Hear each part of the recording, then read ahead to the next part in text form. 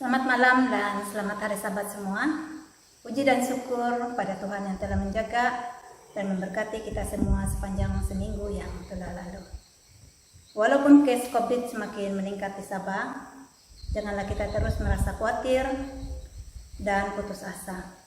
Marilah kita terus menyandarkan harapan kita sepenuhnya kepada Yesus yang telah memberikan jaminan keselamatan kepada setiap satu umatnya yang setia. Dan saya mengucapkan terima kasih kepada semua yang telah menyertai acara dalam Vesper Tenghilan Adventist Ministry dimanapun kita berada pada masa ini.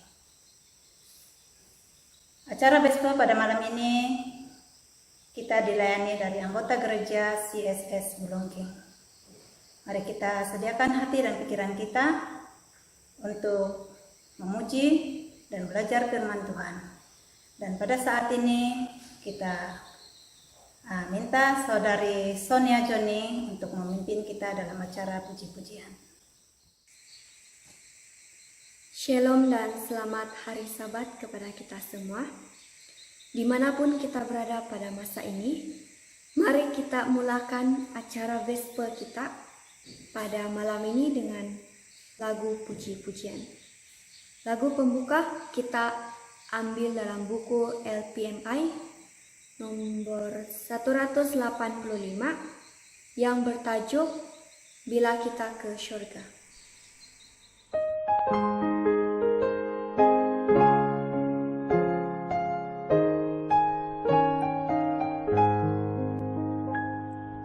Nyanyikan cinta ajaib Yesus berikan anugerah. Di sana terang sentosa tempat disediakannya.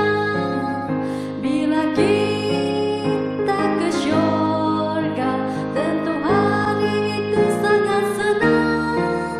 Bila pandang Yesus, kita nyanyi kemenangan.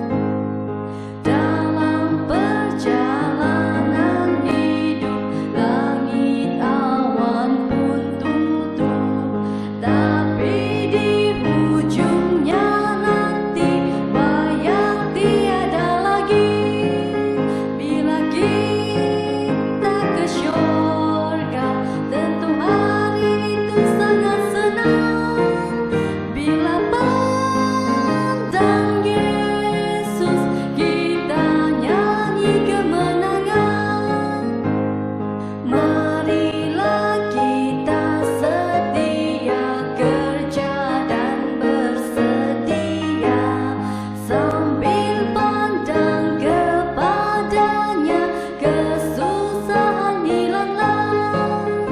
Bila kita ke syurga, tentu hari itu sangat senang. Bila pandang Yesus, kita nyanyi kemenangan. Pahala menunggu kita, segera pandang wajahnya. Gerbang mutiara berhias, jalannya dari emas. Bila kita ke syurga, tentu hari itu sangat senang. Bila pandang Yesus, kita nyanyi kemenangan. Bila pandang Yesus, kita nyanyi kemenangan.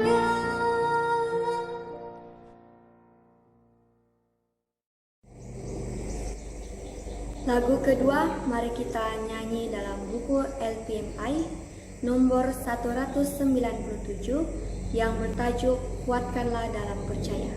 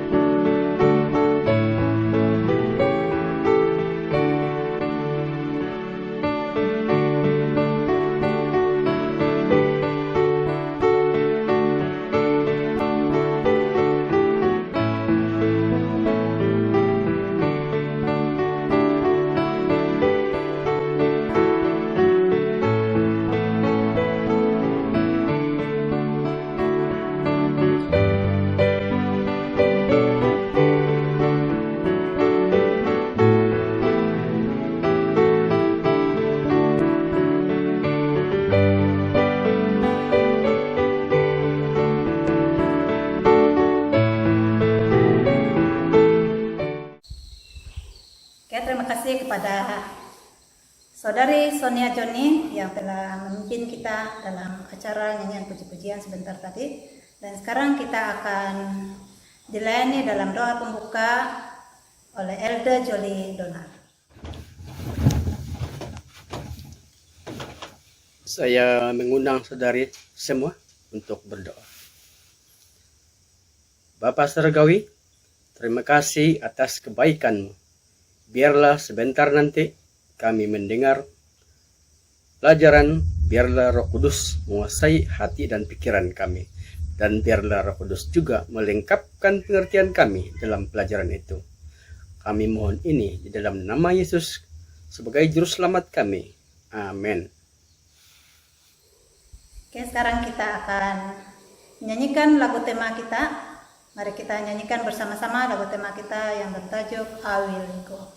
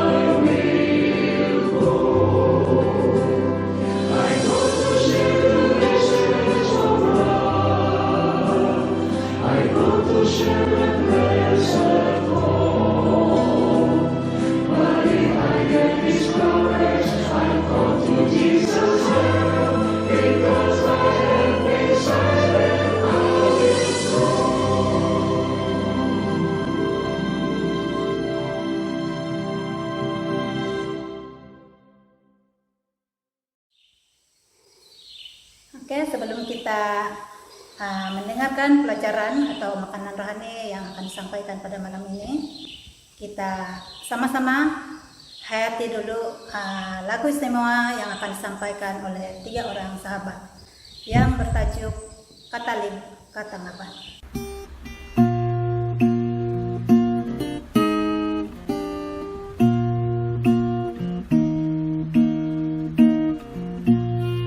Salom ko tuangon o susang inauku o gumu katagabang ay son di honku o tingkau do tinggoron Tuhan no tumamu gisom kau talib kau tanggaban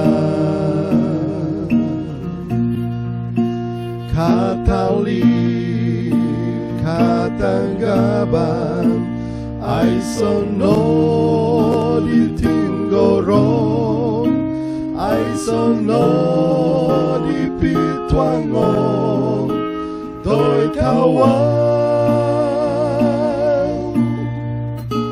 ahadku ku Tuhan ilongon kasari kisom kau talib kau tanggaban Isalong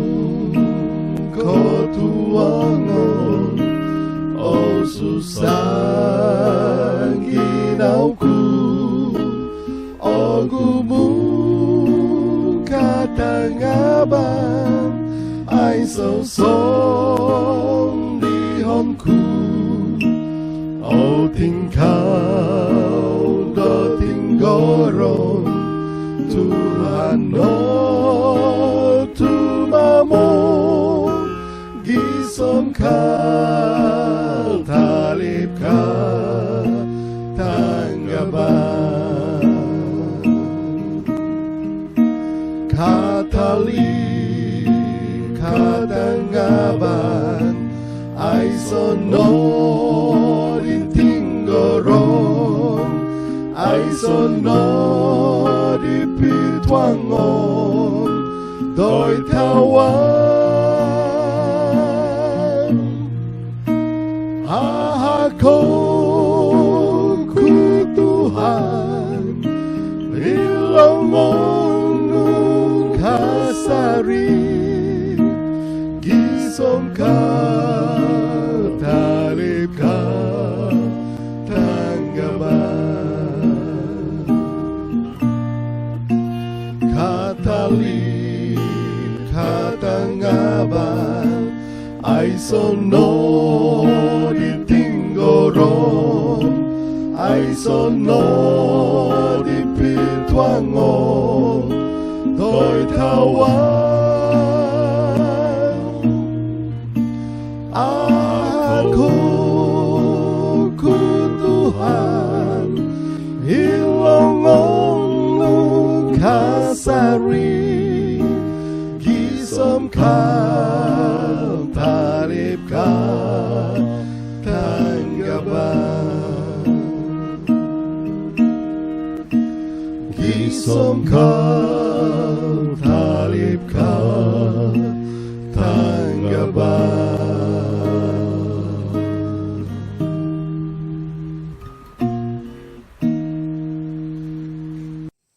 Oke, kita ucapkan amin dan terima kasih dengan lagu istimewa yang telah disampaikan oleh 3 orang sahabat sebentar tadi, di mana mengatakan kesusahan dan kegelisahan akan pasti berlalu tepat pada masanya apabila Tuhan akan datang kelak.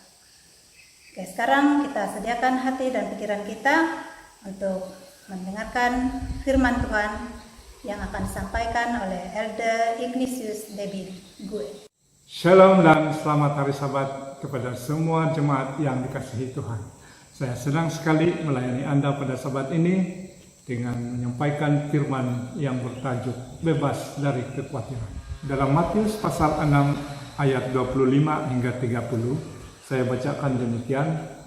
Karena itu aku berkata kepadamu, jangan khawatir akan hidupmu, akan apa yang hendak kamu makan dan minum, dan jangan khawatir pula akan tubuhmu, akan apa yang hendak kamu pakai. Bukankah hidup itu lebih penting daripada makanan, dan tubuh itu lebih penting dari pakaian? Pandanglah burung-burung di langit yang tidak menabur dan tidak menuai, dan tidak mengumpulkan bekal dalam lumbung, namun diberikan makan oleh Bapakmu yang di sorga. Bukankah kamu melebihi burung-burung itu? Siapakah di antara kamu yang karena kekhawatirannya dapat menambah sehasta sahaja pada jalan hidupnya? Dan mengapa kamu khawatir akan pakaian? Perhatikanlah bunga bangkung di ladang yang tumbuh tanpa bekerja dan tanpa meminta. Namun aku berkata kepadamu, Salomo dalam segala kemegahannya pun tidak berpakaian seindah salah satu daripada bunga itu. Jadi jika demikian Allah mendandani rumput di ladang yang hari ini ada dan besok dibuang ke dalam api. Tidakkah Ia akan terlebih lagi mendandani kamu, hai orang yang kurang percaya? Pada hari ini ada banyak orang yang hidup di dalam kekhawatiran. Kekhawatiran bagaikan pandemik yang melanda seluruh umat manusia. Banyak orang yang khawatir tentang keselamatannya, kesehatannya, ekonominya, keluarganya, dan sebagainya. Bagi mereka yang sedang belajar, ada yang khawatir tidak dapat naik kelas, tidak lulus, tidak diterima masuk ke universiti, college, maktab, atau institut pengajian tinggi. Bila sudah masuk universiti, takut pula tidak berjumpa dengan pasangan. Sudah ada pasangan, takut tidak ada anak. Ada anak, takut tidak dapat membiayai anak-anak. Wah, manusia seolah-olah hidup sentiasa diwarnai oleh kekhawatiran. Dalam bahasa Yunani, kata khawatir disebut merinau, yang bermaksud pikiran yang ditarik kedua arah yang berlawanan, ya sama seperti cas positif dan negatif, yaitu ditarik kepada iman dan ketakutan, sehingga kita tercekik dan mati terperangkap di tengah-tengah. Yesus mengatakan dalam ayat yang saya baca sebentar tadi, ada 3 sebab mengapa kita tidak perlu merasa khawatir. Kekhawatiran tidak berguna, malah merugikan. Dalam Matius pasal 6 ayat 27, siapakah di antara kamu yang karena kekhawatirannya dapat menambah sehasta sahaja pada jalan hidupnya? Perasaan khawatir itu tidak ada hasilnya, bukan memperpanjangkan umur, tapi memendekkan umur. Tahukah Anda, 60% orang khawatir, terutama di Amerika Serikat, menderita psikomatis, yaitu suatu penyakit fisik yang disebabkan oleh faktor mental seperti stres dan kecemasan. Tubuh sakit disebabkan jiwa yang gelisah dan mempercepatkan kematian. Mungkin juga pendek umur jika selalu gelisah. Sakit jantung, tekanan jiwa, darah tinggi, insomnia. Ini menunjukkan khawatir itu tidak berguna. Contohnya begini, bila kita membuat satu majelis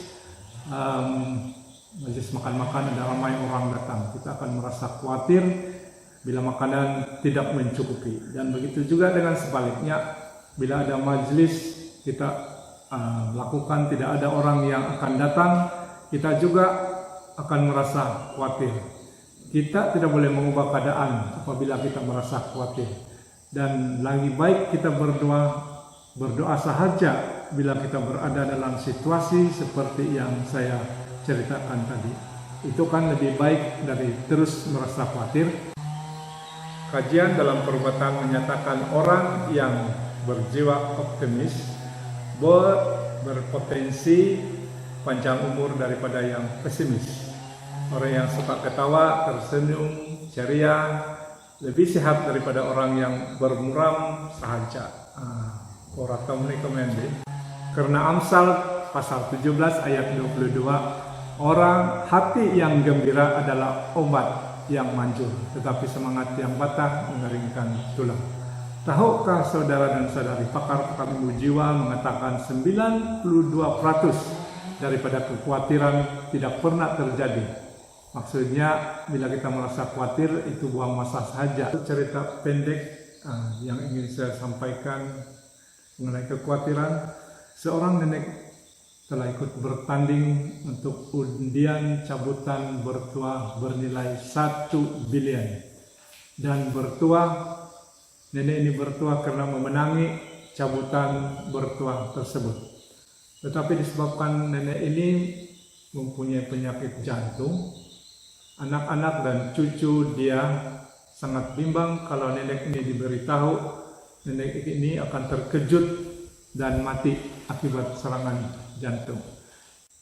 Mereka bersetuju dan memilih dokter pribadi nenek itu untuk menyampaikan berita gembira tersebut. Lalu dokter datang berjumpa dengan nenek. "Nek, apa kabar? Sehat. Jantungnya bagaimana?" "Kuat." Lalu dokter mengatakan, "Nenek, sebenarnya saya mau tanya sama nenek, seandainya nenek memenangi cabutan tiket bertuah yang bernilai 1 bilion, bagaimana perasaan nenek?" Nenek berkata, "Oh, tidak mungkin." Dokter berkata, "Ya Nek, seandainya mungkin." Nenek menjawab, "Tidak mungkin. Tapi seandainya benar, saya akan bagi separuh hadiah tersebut kepada kamu." Mendengar kata-kata nenek tersebut, dokter terus pingsan lalu mati. Rupa-rupanya dokter itu ada penyakit jantung. Nah, kekhawatiran itu tidak berguna. Yesus tidak mau kita merasa khawatir. Merasa khawatir sama seperti orang yang tidak beriman dan tidak percaya. Dalam Matius pasal 6 ayat 31, sebab itu janganlah kamu khawatir dan berkata, apakah yang kami makan, apakah yang kami minum, apakah yang akan kami pakai. Dalam Matius 6 ayat 32, semua itu dicari bangsa-bangsa yang tidak mengenal Allah. Akan tetapi Bapakmu yang di sorga tahu bahwa kamu memerlukan semuanya itu. Kekhawatiran tanda kurang beriman dan tidak percaya akan kasih dan pemeliharaan Bapa. Kalau kita khawatir, kita tidak percaya kepada Allah Bapa.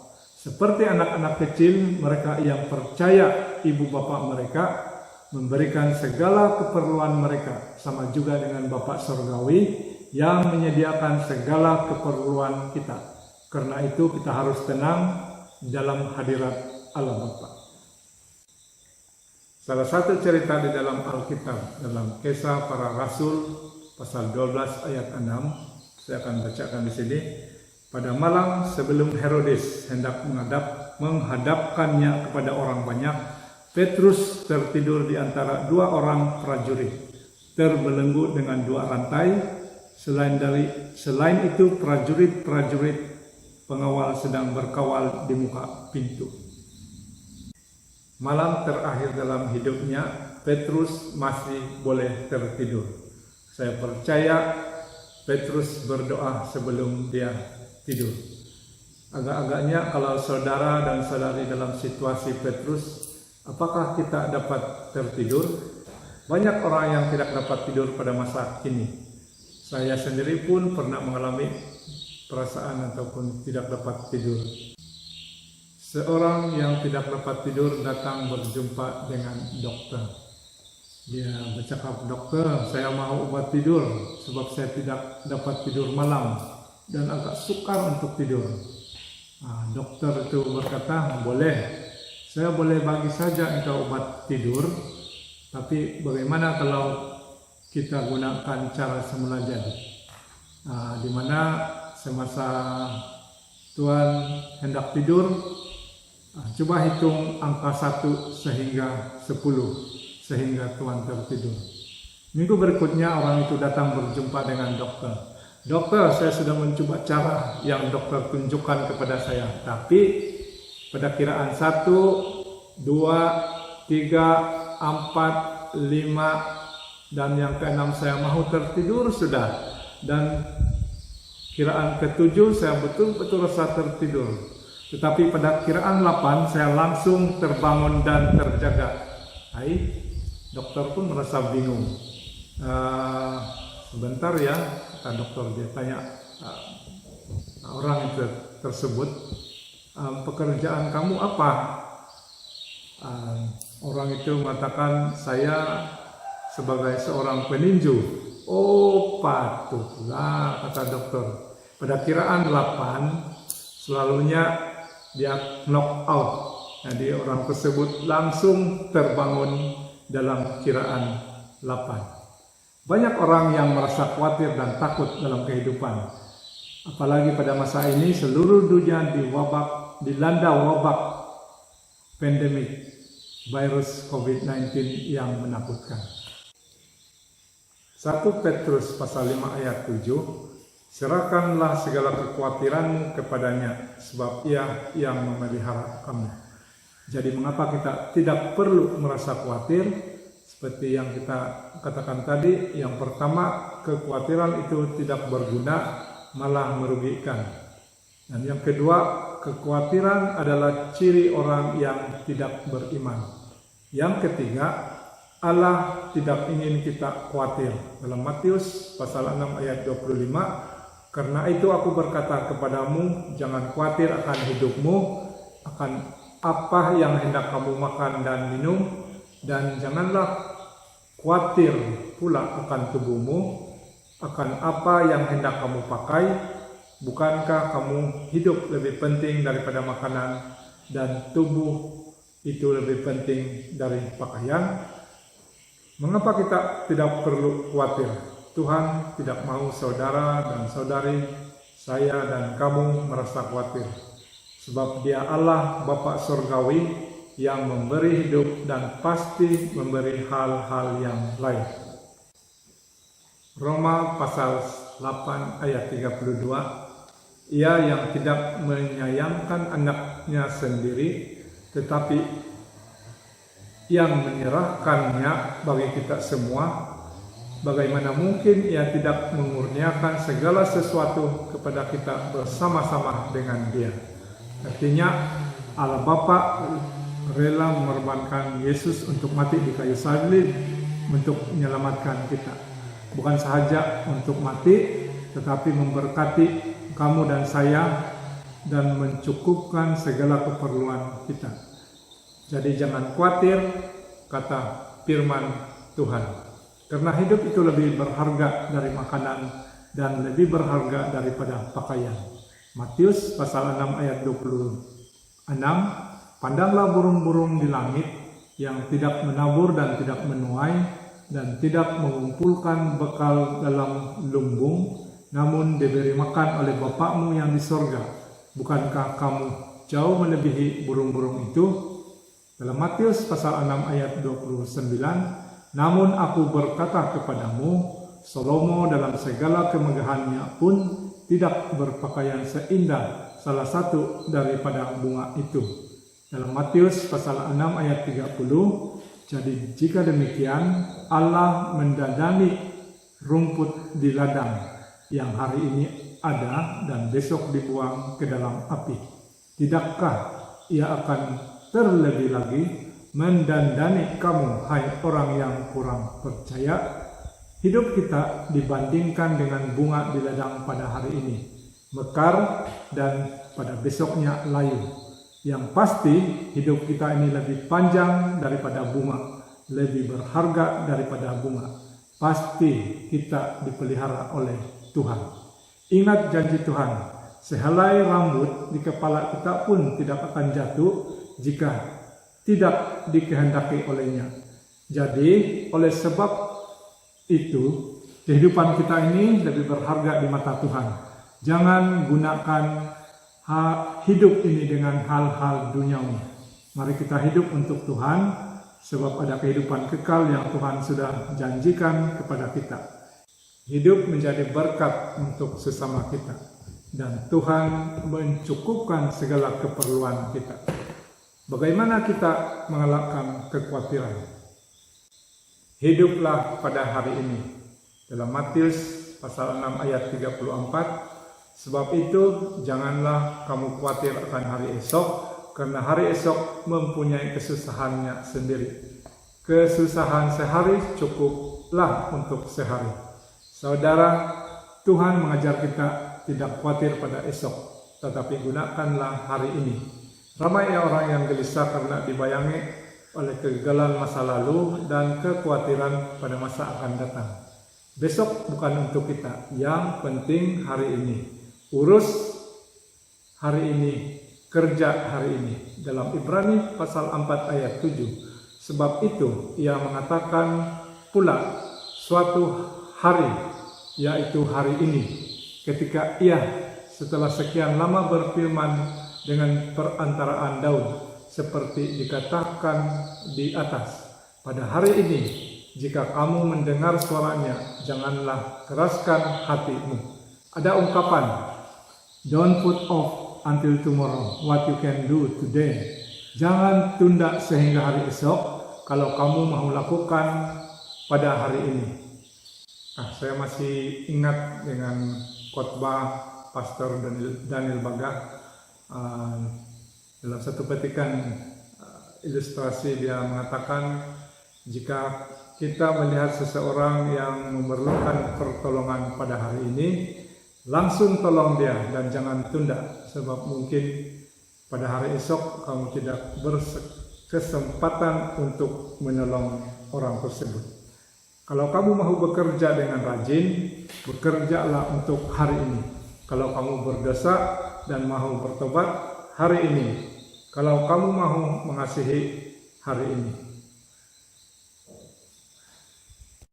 bagaimana kita mengelakkan kekhawatiran?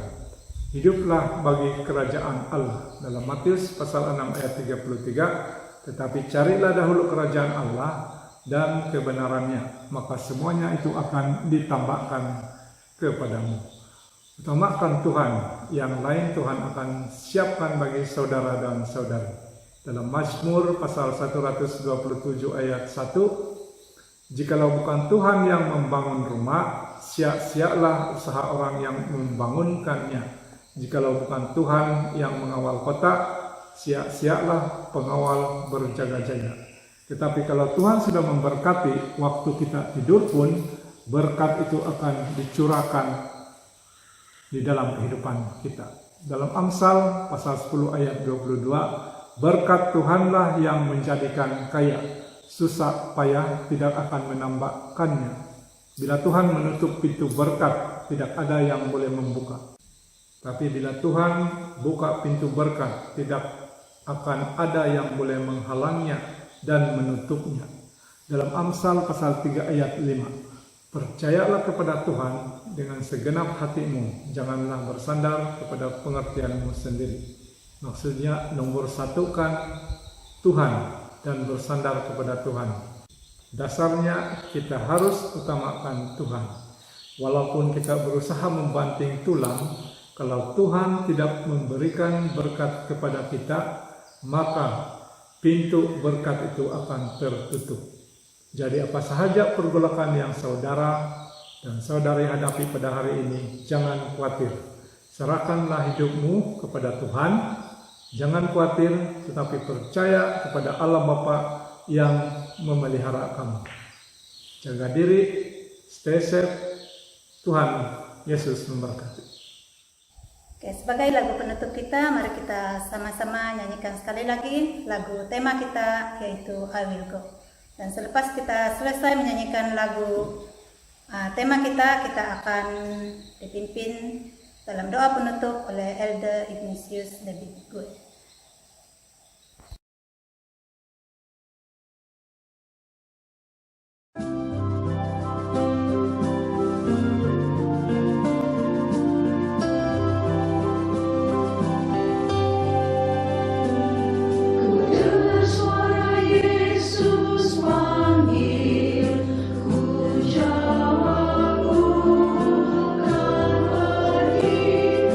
Lihat jiwa yang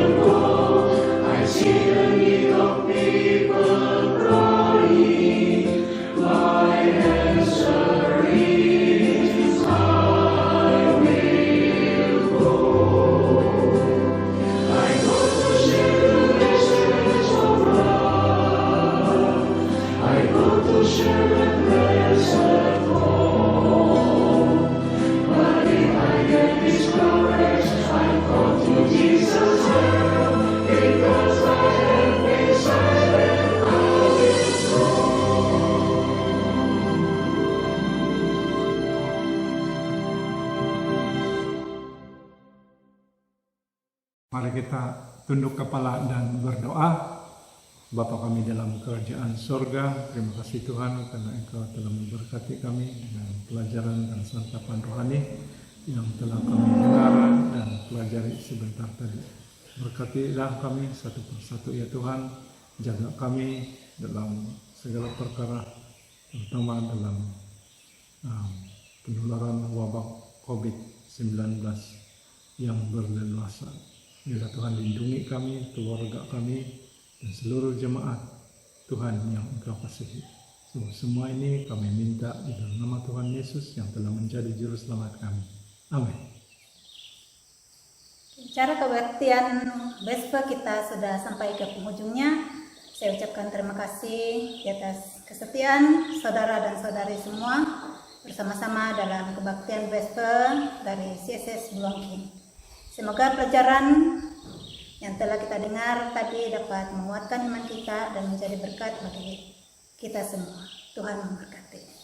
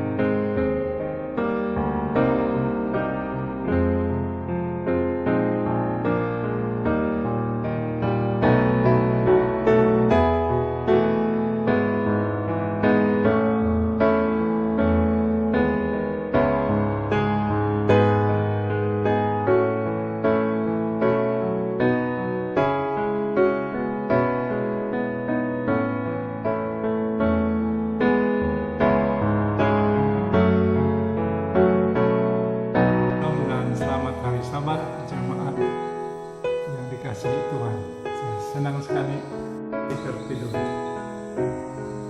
Sabtu. Mendadak kamu yang